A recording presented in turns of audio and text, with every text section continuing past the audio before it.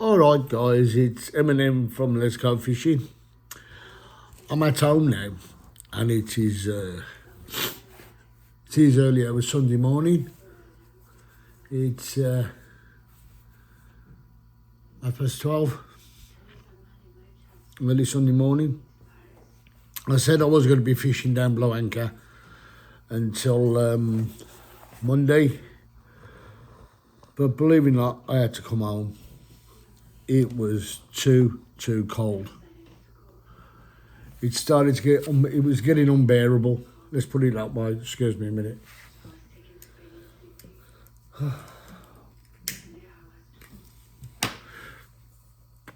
It was getting unbearable down there. I'm not as young as I used to. I used to endure it, but now I can't. And as I said, I was hopefully going to go down in my van to have a good sleep, and I didn't. As you see, I didn't show you the back of my car. It is absolutely rammed, and believe it or not, I've got to start cutting down on the gear I take because I think I took too much, which is but as I said, I think I've got a bit of OCD there where I like to make sure I've got everything. But what I should be able to do, I've got some little boxes I can put them in, my stuff in. I think that's the way forward for me. But anyway, just to let you know, as I said, I was doing that logbook. I started filling it in. Yeah, just started filling it in. And it was pants. As I said, I ain't gonna bullshit. Yeah, it was absolutely crap. The weather was. The wind wasn't so bad. It was the wind chill factor that got to me. I mean, like it was. There's one on here where I've written it. Well, the wife's written it down for me. The wind chill factor, believe it or not, it was down to 8 below. It was that cold. It was blowing in. It said 25 mile an hour. That was more than 25 mile an hour winds. It was about 30, 40. The way that wind was blowing, and that was on the that was on the Thursday when I got down there. It was pants, but I tried to make good as something that wasn't going to work. But as I said, I'm trying my best to try and show you. Different things. Now, I went down without the tide book. I had to buy one. I went into West Coast Angling and seen Steve. I said, all right, Steve, how are you? As you do, general chit-chat. I said, oh, magic stuff. I said, I'm sorry, stuff. Actually, I got into watch it. And then I was a bit early before Steve opened up, to be fair. And I walked round to the harbour, and luckily the harbour shop is always open. It's manned 24/7, the harbour is. So I've gone into the harbour shop and I've had to get myself a cup of tea. Oh God, I was dying for a cup of tea. So I had a lovely cup of tea in the harbour shop. And then I went there, but while I was there, I said, have you got any tide books? Let me tide book, look. As I call my Bible, because it isn't just fishermen who buy them, believe it or not. I found out, because I was talking to Steve, it isn't just fishermen who buy them. People who do dog walking and people who just like walking on the beach want to know when the tide's coming in, which is understandable because you don't get trapped down there. Because if you get caught down there, mate, you are in deep shit, I'm being honest. And I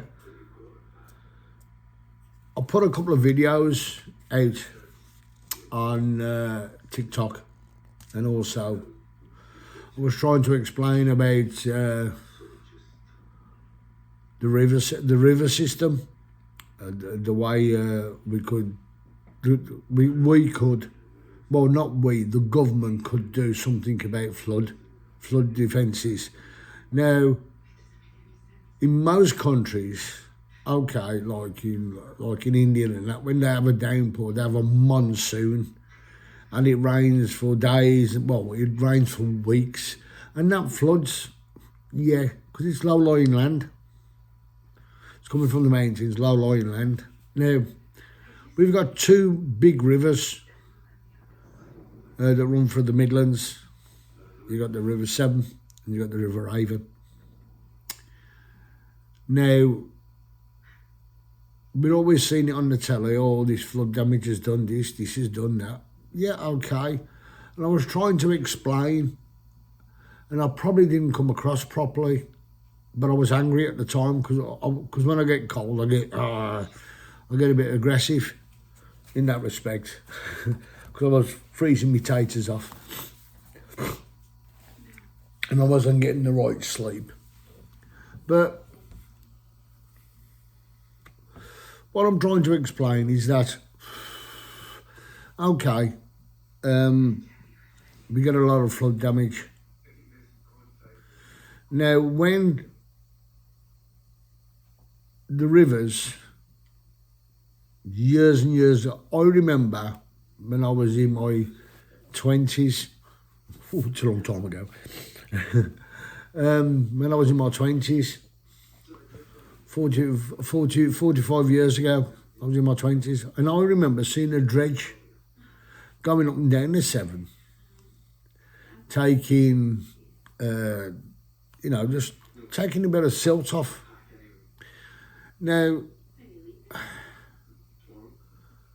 when I took the silt off, we didn't have these type of floods, and everybody jumps on the bandwagon and saying, "Oh, climate change." But to me, that's a load of cobblers, because you know yourself, there's a lot of fishermen out there who might agree with me or disagree with me. I hope somebody is listening and try and start something off, because as I look at it, it's not rocket science what I'm on about now. Any average Joe will understand what I'm on about. Is that when you block water off, it's going to flow down, right? It's going to flow down and it's going to hit that like that, and then rise up. But you're holding billions and billions of gallons of water back. And then when you have a flood, it's going to flood up but go over the sides, because the reason why, once you've got something in place of the natural water flow, all the silt is going to build up behind it. And then when it starts building up, of course, say that's the bottom, eventually, say your first rainfall, it goes up about that high. Oh, let's turn it that way. Comes up about that high and leaves silt. So that's shallow then, but it goes off at an angle. The next lot of rainfall we have, from there, goes up again, and it slowly creeps up. Slowly creeps up the little dams what they build, the falls they have. Because you get a lock, and then you get a weir next to it. The lock is up here, and the weir is down that height. And I could show you that. It's so simply. If I go down Stourport, you can easily see what they've gone and done. The way the land is, and how wide these locks are. I mean, these locks, I've got to admit, if you go the other side and look towards the lock, it's about 25 foot drop. And then you got the lock to go right down to into the bottom of the water. So it's got to be about 40, 50 foot. I mean, I don't know how deep it goes down, but it's about 40, 50 foot on that side. And then on this side, it's about 30 foot. But the thing is, there's a big buoy going across to make sure no boats go towards the weir, which is understandable. But as I've said, you take some of these weirs out and let the river run naturally, not holding it back, but let it run naturally. All the silt that's built up over the years flows down the river. And if you take one lock out at a time with a weir, start with your weir first. Take bit by bit, just chink away at it. The water level will drop, but the force of that water will bring all that silt down, flow away, and then take your lock out. Because you're not putting so much pressure on the lock when you take it out, once you've let all that water go in that way. The water's diverting that way. And believe me, it'll suck. As you take that, say you took that weir out, all the silt here, round here, behind the lock, as it draws out, the silt will come round and go towards, and go down where the weir was. And as I said, we don't see no sea trout, we don't see no salmon anymore, not like we used to 45 years ago in the River Severn like you used to. You don't see it anymore, which is a bloody shame. And also you don't see many in the Avon either. There's a place I went to in, it's called, I forgot the name of the place, Linton and Lynmouth. And in 1952, that had a mass rainfall, yeah, but it's a valley, and there's a place further, about a mile and a half up the river. There's two rivers that meet, and it's called Watersmeet. Now, they had a big downpour in 1952, and the build-up of water come down and took because it's mainly big rocks there, took off the bloody front out at Lynmouth. But you look at it now, and when it does get high water, the water runs through freely. And when I'm talking about fish management, I was walking down by the river, about going back to no longer than that, about 15 years now ago, yeah. 15 years when I had my caravan down in Somerset. I was walking down the river and there was a bloke fly fishing. And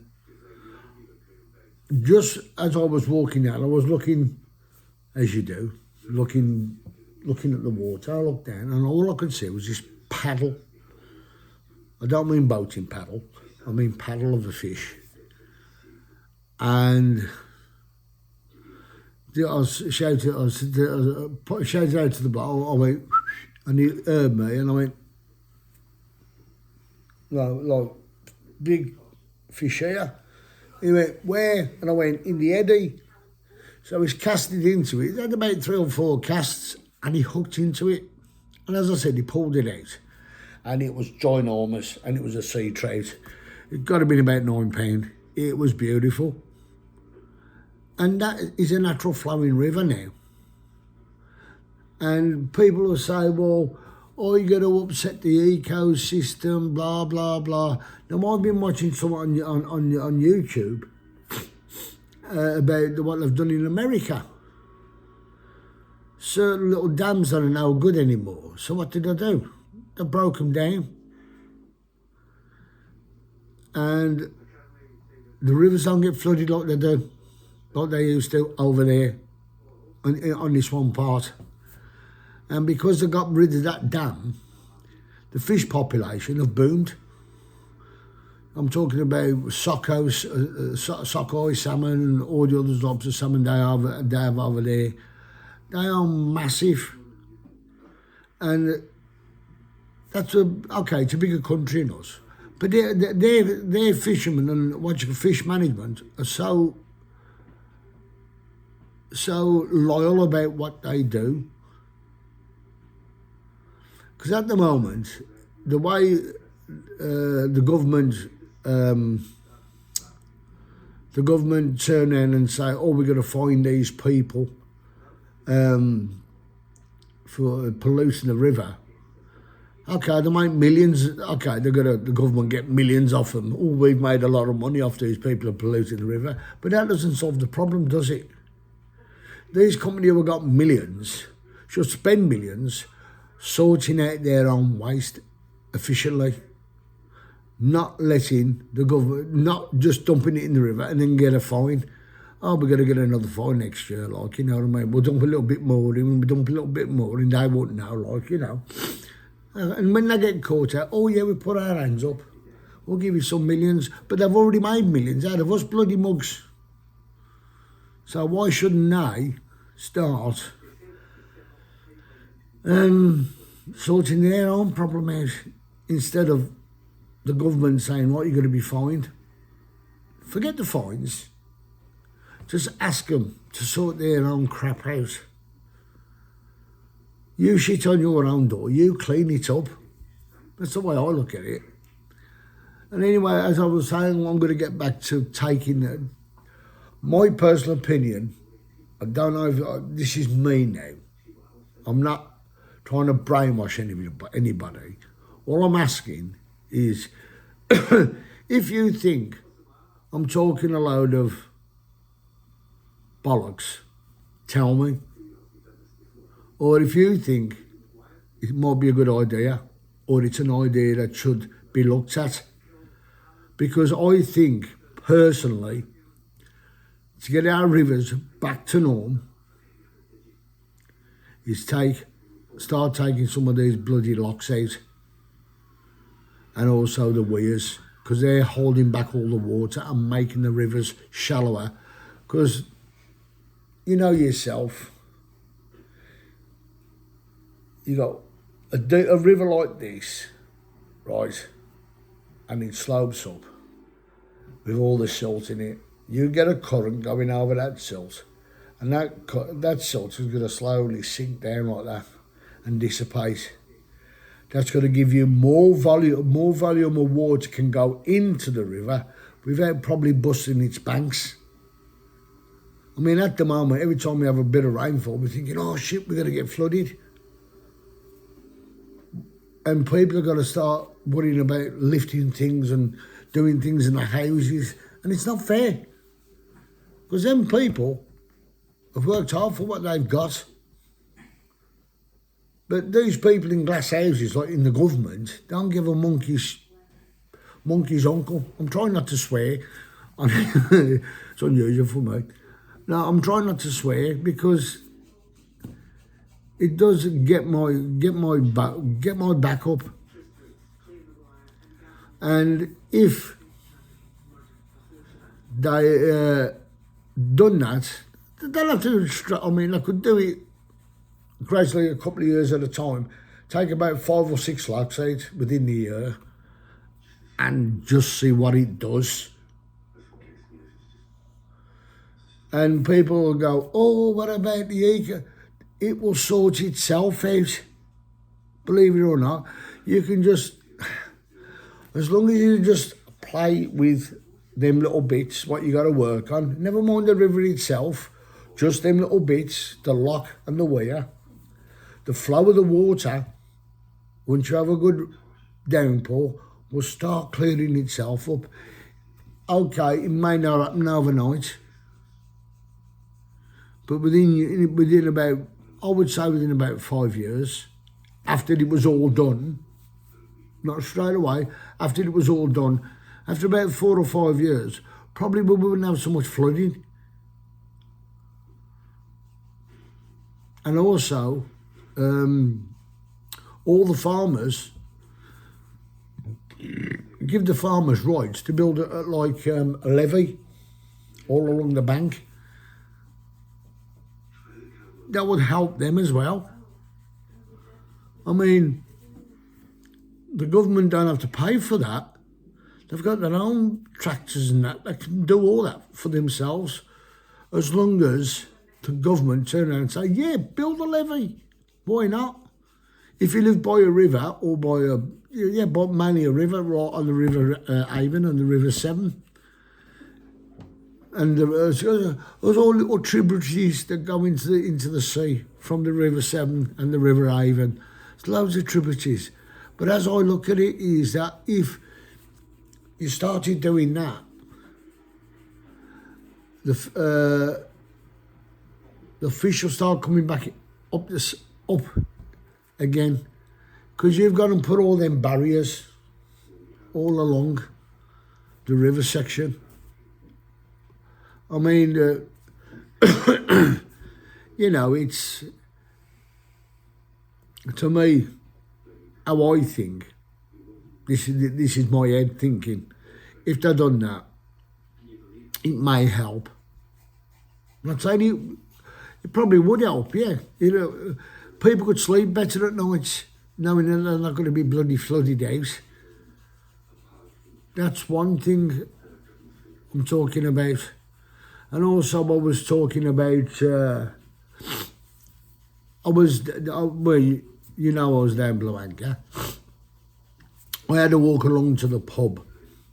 Well, it used to be a pub, which is a shame now. I remember taking my missus up there and getting her drunk. And when we were walking,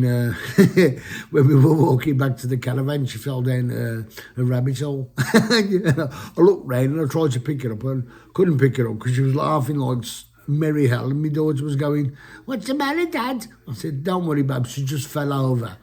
I didn't say she was drunk. Aye, did I? No. It's all right. The wife's listening to me going, "Why are you telling them now?" Because it's fucking true. Isn't that right, sweetheart? Yeah. So, you know what I mean? So, yeah, that was a quaint pub, that was. And once or twice me and the wife went down there and we looked at, as I said, there was a pirate ship in the garden, wasn't there? Mm-hmm. There was a pirate ship in the garden, out in the back. And then next time we went down, it wasn't there. It disappeared because they had a landslide. Now, again, we have got so much resources that we could stop that, and cheaper on what they've done it now. Because at the moment, they've got them piled up. Loads and loads and loads of rock. Yeah. To me personally, that was a waste of money. How long will that last? Yeah. I'll give it another 5 years before the land starts slipping again. Because then eventually them rocks will sink away, because when the tide comes in, it'll start loosening the sand underneath and the rocks will start moving. So, to me, that's a load of waste of money. It's like having a big gash and sticking a plaster on it, to me. But this is me. But as I look at it is, if you get girders, I think I might have said this on one of my other videos, I don't know, but I've got longer now to do it. If you get girders, say about 100 foot long, and you get a geologist, first of all, get a geologist down there. See how far they can go, as close as they can to where it's giving away. Go see how far down before they hit bedrock. And then what I would do, this will be me. Okay, we've hit bedrock, what can we do? Right, we will put steel girders down, have them all the same height, all along, but leave a gap where you can put tyres over. What you do your first set of tyres that way, then you interlock them going that way, and you do it like all the way up. But as soon as you've done that, then get quick drying cement and drop it in the gaps on top where the tyres are. Yeah. Then once you've done that, you get all the shingle, what you can, along the beach, drop it over at the back of your girders, after you put your, what you call it in, your tyres and your cement, right? And then, when you got your somebody, once you say you got about 5 foot of shingle, then get a dredge to suck out all the mud, because it's like clay. It's a horrible black mud. You get stuck in it, it's like goo. I know, I've done it, it's horrible stuff. And when it dries rock hard. So what I would do then, I would put about 5 foot of that behind, level, all the sludge. And then again, get some more shingle and fill on top of it. Because all that sludge will go through all that shingle, go down, drift down to the shingle and start forming a base up. Then when you get to the top, make sure you put 10 foot of shingle on. And then probably put some turf on it. And let nature take its course. But that's one of my ideas. Now, as I said, it wouldn't hurt to do that. And you're going to say, but what? And people are going to go, oh, what about the cost? As I said, how many scrapyards are there in Britain? How many bits of machinery on farms that don't get used anymore, which are scrap? Yeah, cut all them up, melt them down, make girders out of them. There's a resource you don't have to dig for. You don't have to ruin the land anymore. And all them tyres, you're going to say, oh, where are we going to get all them tyres from? Come on, use your brains. How many quick fit places have got tyres shoved around the back, one of the ones? And all the little tyre places that have built a stockpile of tyres up. They don't go to tyre heaven, do they? No. They just sit there. And tyres don't rot. You got them on the side of boats. When the boats come in, it's them against, when they come into harbour, bang, they use tyres. One of the most best things that's ever been invented is a tyre for all-purpose things. Yeah, I think so. But, it just takes somebody to think about these things. Now, I've thought of it.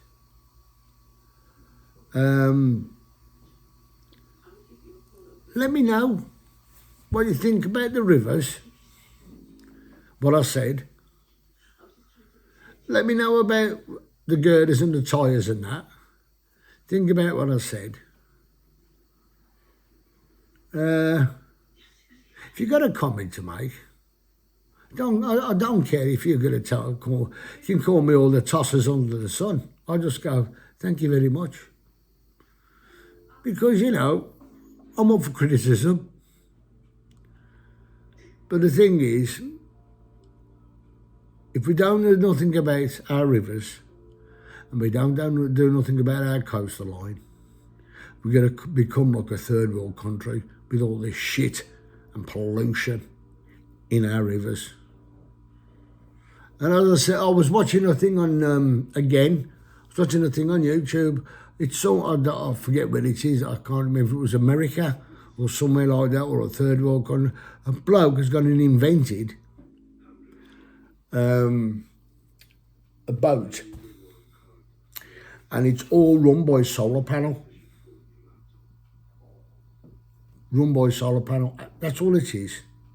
And it goes up the river, and it's got like a net, opens up like that, and he's got a conveyor on it that goes into the water, and he's got a bit of a skip on the back, well, in the dead centre of it, and as the boat goes up, all the river's flowing down, and all these bits of plastic come down, they get caught in this Y-shaped net, and they start veering in to the conveyor belt. And he moves slow, and he brings all the rubbish out the rivers.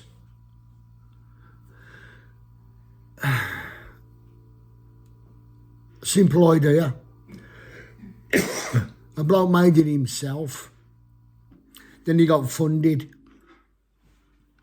to make a bigger one. And in 1 week, of plastic and twigs and branches that are floating about. But the main thing he was after was the plastic. Stop going into the sea. In 1 week alone, he pulled out 40 tonne of plastic. He stopped it going into the sea. So that's 40% less plastic gone into the sea that week. That's 40 tonne. You think how much stuff goes into the rivers? Besides the arseholes polluting it. But to me, that's me. I'm just trying to think of the future for my daughter, my daughters, my grandchildren, and their children. I'm not thinking of just us now. I'm thinking of the future generation.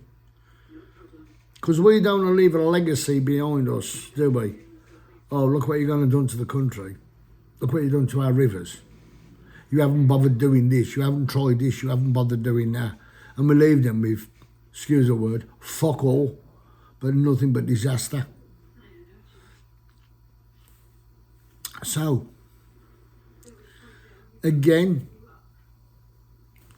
you got this, our government giving away billions and billions and billions of pounds to help other countries out. Sorry, I'm being a bit selfish. Fuck them. Sort your own country out first.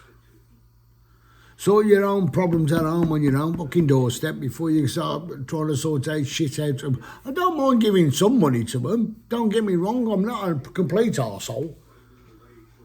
But to me, the money they give to them people over there, what's their government doing?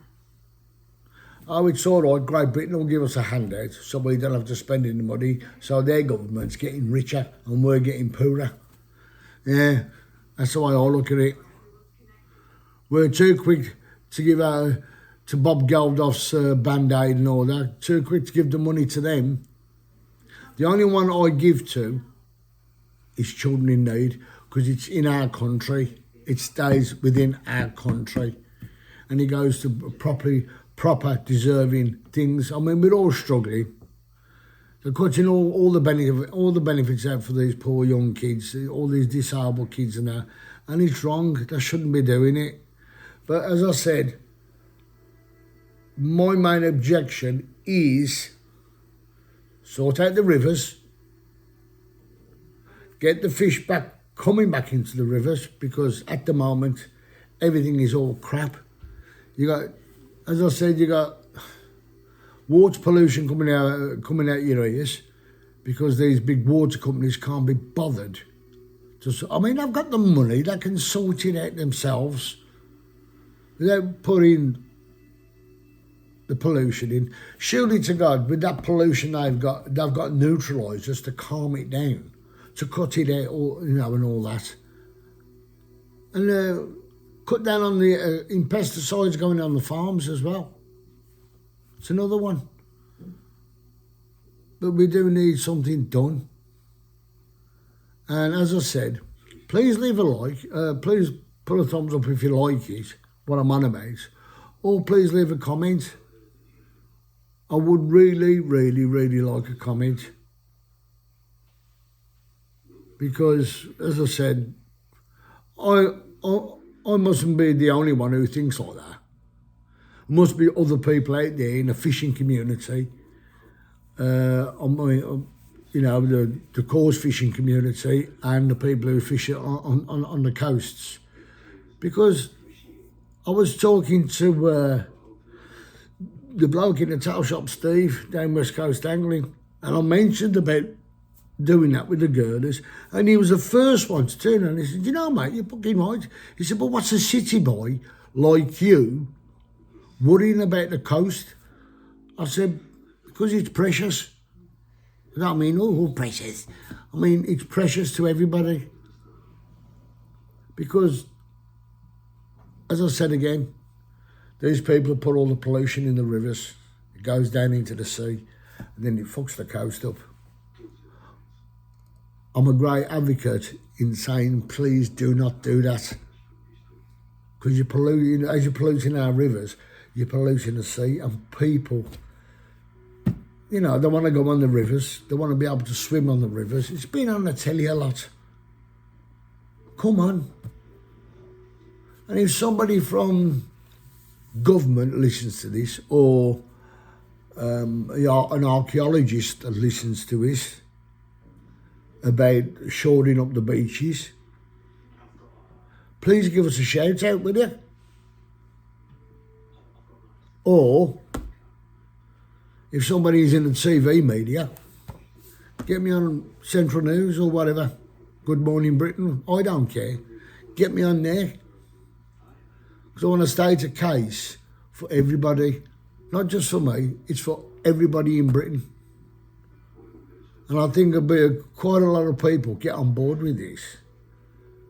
And because I'd love to go to Milliband and just turn around and say, yeah, the Pratt.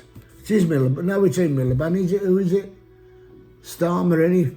So I got it wrong there. I can't even remember the Prime Minister. It's Bab. It's Starmer, isn't it?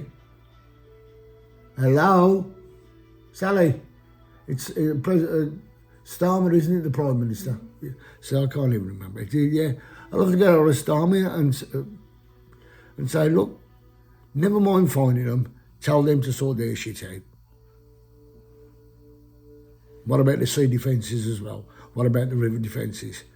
As I said, it wouldn't hurt the farmers to get a grant off the government to build their land up higher by the rivers.